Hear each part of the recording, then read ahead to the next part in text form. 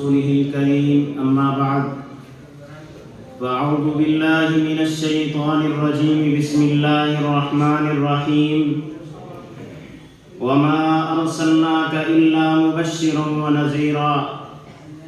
صدق الله العظيم انقلاب دہر کا وہ روا وہ کون تھا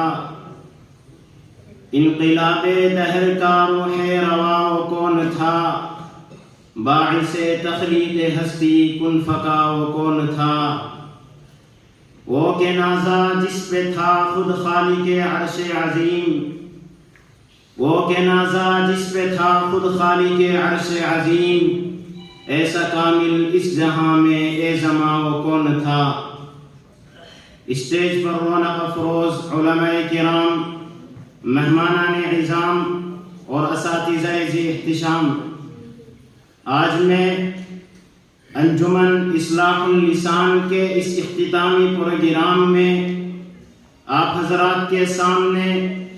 سیرت نبوی صلی اللہ علیہ وسلم کے متعلق کچھ عرض کرنا چاہتا ہوں اس امید کے ساتھ کہ میری باتوں کو بغور سنا جائے جب اسلام فاران کی چوٹی سے پھیلنا شروع ہوا اور آپ صلی اللہ علیہ وسلم اپنی روشنی سے دنیا والوں کو منور کرنے لگے تو باطل پرستوں میں کھلبلی مچ گئی اور ساری قوت و طاقت دل و دماغ نور اسلام کے بجھانے میں صرف کرنے لگے راستے میں کانٹے بچھا کر پتھروں سے دبا کر تپتی ہوئی زمین پر سلا کر آگ کے انگاروں پر لٹا کر پھانسی کے پھندوں پر چڑھا کر گھر بار اجاڑ کر پیارے رسول صلی اللہ علیہ وسلم کی آواز کو دبانے کی کوشش کرنے لگے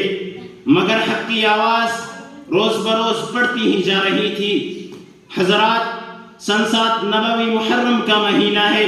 کہ مکہ کے تمام لیڈروں نے مل کر ایک میٹنگ کی ابو جہل نے پوری قوم کو للکارا اے غیور عربو جس کو ہم بچے کا کھیل سمجھ رہے تھے وہ آج ہمارے دین اور عزت و آبرو کے لیے طوفان بن چکا ہے جس دین کا چرچا محمد کر رہے تھے ان کے ماننے والوں کی تعداد روز بروز بڑھتی ہی جا رہی ہے ہمارے خداؤں کی توہین کی جا رہی ہے جھٹلایا اور ٹھکرایا جا رہا ہے اس لیے اے عرب کے بہادروں اب پوری طاقت سے آگے بڑھو ورنہ وہ دن دور نہیں کہ مکہ سے ذلیل و خوار ہو کر نکلنا پڑے گا ابو جہل کی تقریر نے پوری قوم کو گرما دیا طرح طرح کی تدبیریں پیش کی گئی بڑی دیر کے بعد یہ ہولناک تدبیر پاس ہوئی کہ محمد اور ان کے ماننے والوں کا بالکل بائیکاٹ کر دیا جائے ان سے خرید و فروخت سلام و کلام لین دین بالکل بند کر دیا جائے چنانچہ ایک عہد نامہ لکھ کر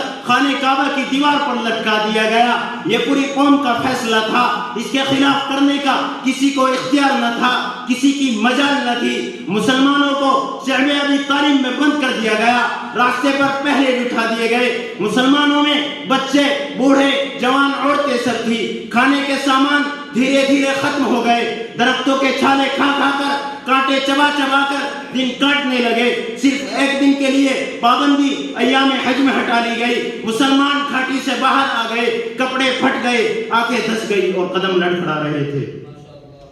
حضرات گرامی قربان جائیے ان مسلمانوں پر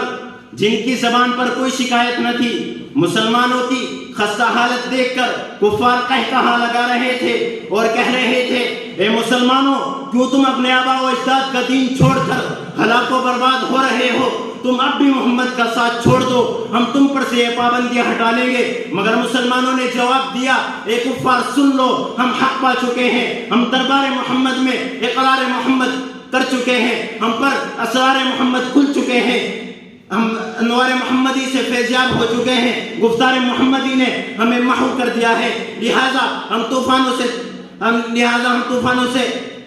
ٹکرا سکتے ہیں خون کا دریا بہا سکتے ہیں آپ کے بستر پر سو سکتے ہیں مگر مصطفیٰ کی رسالت کا انکار نہیں کر سکتے اس ابتلا اور آزمائش میں پورے 3 سال مکمل ہونے والے ہیں کھانے کے سامان ختم ہو گئے عورتوں کی آنکھیں دھس گئی जवान भूख से चकराने लगे, फूल जैसे बच्चे माँ की गोदों में तड़पने लगे। उस घाटी का सबसे छोटा बच्चा अकील अचानक आंखें खोलकर अपनी अम्मी से कहता है कि माँ, मैं भूख से मर जाऊंगा, मुझको बचा लो वरना मैं मर जाऊंगा। माँ के ज़ब्त का बंधन टूट गया। वो बेतहाशा अपना सर जमीन पर पटकने लगती है, उसका सर फट जाता है। लोग उसको संभालते हैं और वो ये कहती रहती है कि मुझको छोड़ दो, मैं अपने लख्त जिगर से पहले मरना चाहती हूँ। वो मालूम है।